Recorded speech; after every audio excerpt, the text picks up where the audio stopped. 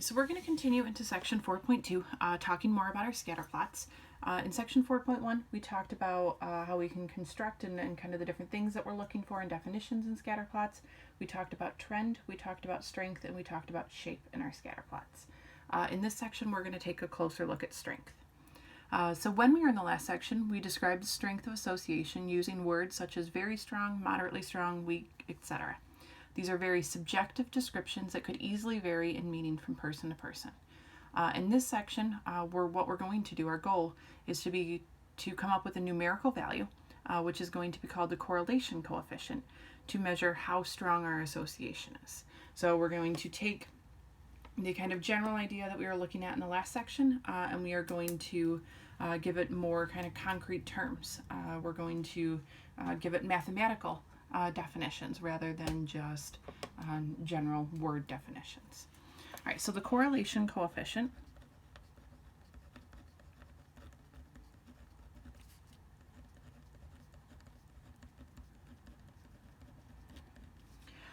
is going to be represented by the letter R. So our correlation coefficient is going to be represented by the letter R, and it is a number that measures the strength and direction of a linear relation between two numerical or quantitative variables. So in the last section, we also talked about whether or not we were increasing or decreasing, or if we had positive trend or negative trend. Our correlation coefficient is also going to tell us that, in addition to how strong the correlation is.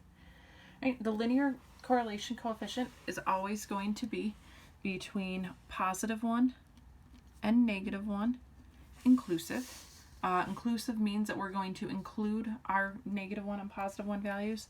So if we write it in terms using inequalities, R is between, and it could be equal to both of our values of -1 and +1. If R equals +1, then a perfect positive linear relationship exists. If R is -1, then a perfect negative linear relationship exists. So there is such thing as going to be a perfect line, a perfect linear relationship. The closer we are to these values of positive and -1, the stronger the evidence is. Again, and our sign tells us what direction we're going. Right? So do we have a positive trend? Do we have a negative trend? If R is close to 0, then little or no evidence exists of a linear relation between the two variables. Having R close to 0 does not necessarily mean there is no relation. There is just no linear relation. So there could be some sort of nonlinear relation that exists, but our R could possibly be close to 0 if that's the case. Right, the correlation coefficient does not tell you whether or not an association is linear. However, if we already know that the association is linear, then the correlation coefficient tells you how strong it is. So we can't use the correlation coefficient to determine the shape, right? The third thing that we talked about in the last section. But if we know the shape, then we can use our correlation coefficient. So our correlation coefficient is only meaningful if the trend is linear. And then something else that we've kind of mentioned back in chapter 1, it does not matter how strong the correlation is. Correlation is not the same as causation. So in section 1.5, when we were talking about controlled experiments versus observational studies, we talked about using the word causes. This is going to be something that we're going to be discussing, as I mentioned then, a little bit more throughout the semester. So correlation does not mean causation. So on the next page, we are going to look at and kind of figure out what we mean by this correlation coefficient. So far we've just seen a bunch of different things about it, about our values. So if we look at this, let's get these whole first 6 pictures in here.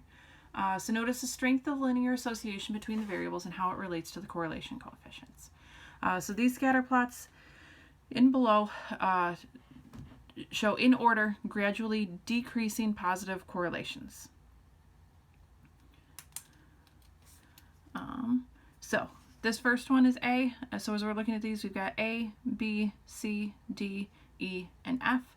The little letters are kind of difficult to see, but that's kind of, we're looking at it like we were reading a book. So A, we have a correlation coefficient of an R of 1.00. This is a perfect positive correlation. Those points that we see there create a perfect line, right? Nothing, if we were to connect those dots, nothing would, none of our values would be excluded. Our line would connect every single one of those. This one next to it, notice that there's a little bit more scatter, but this is still a strong correlation, right? We're at 0.98, very close to 1. R equals 0.72. So this one is still a pretty strong correlation. And then basically once we get around 0.5 and under, then we're going to say it starts to get weaker. So this would have a weaker, and we can see our dots are more spread out. They're not as much of a line. Here, there might be a little bit because our R is 0.19. So we're going to say there is little to none as far as the strength goes. And if we have an R that is exactly 0, then there is no linear, there's no strength to our linear association. Right, now the 6 images at the bottom of the page, we're going to go the other way. So we're starting at 0 and we're going to work our way to a perfect line. So this one is none. Right? This one we'll say is still little to none.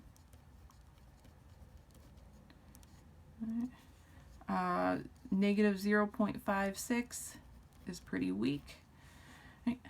Again, we want to be kind of 0.7 or above in order to say that it has a strong correlation.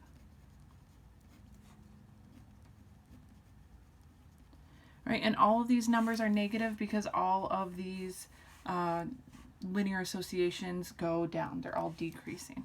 Again, a value of -1, just like a value of +1, would be perfect. All of our data values create an exact straight line.